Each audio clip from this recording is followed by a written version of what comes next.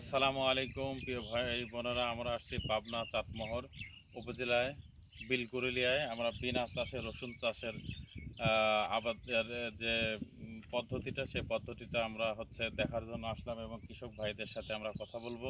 ওনারা কিভাবে এই বিনা চাষে রসুনটা আবাদ করছে, এটা আমরা কৃষক ভাইয়ের সাথে কথা বলবো। ভাইজান আসসালামু আলাইকুম। ওয়ালাইকুম আসসালাম। ভাইজান, এই যে বিনা চাষে যে আপনারা রসুন চাষ করছেন, এটা কিভাবে আপনারা চাষ করছেন? মূলত আমাদের এই ভুঁইতে ধান ছিল, ধানটা আমরা কেটে ঘরে নিয়েছি।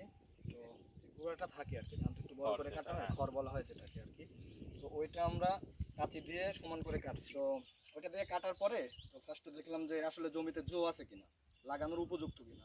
তো দেখলাম যে জমিটা একটু শক্ত শক্ত ছিল। তো আমরা পানি দিছি আর কি ভুঁইতে, পানি দিয়ে ভুঁইটা একটু নরম করছি। নরম করার পরে কালকে বিকেলে পানি দিছি, সন্ধ্যার একটু আগে, যে সারা রাতে পানিটা শুকাবে। আমরা সকালে আসছি, আসার পরে সার বিষ ছিল, সার বিষগুলা ফার্স্টে আগে জমিতে রসুন লাগাচ্ছি। যেমন দেখেন যে রসুন লাগানোর মধ্যে আমাদের অঞ্চলে আমরা যেভাবে লাগাই, আমাদের দানার সাইজটা মানে কুয়া বলে আর কি, যেটা ঠিক আছে এই সাইজের হয়ে থাকে।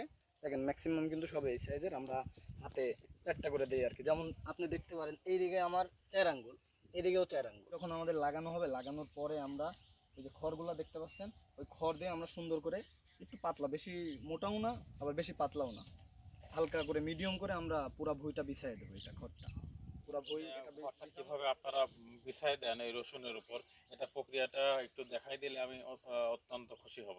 ও হ্যাঁ, এটা আসলে আপনাকে দেখানো যায়, সমস্যা নেই, আপনি আমার সাথে আসেন। ঠিক আছে।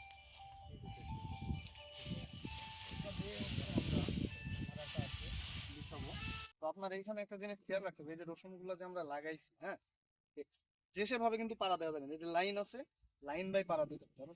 এখন যদি আমি একটা কোয়া যদি ভেঙে ফেলি, এটা কিন্তু আর হবে না।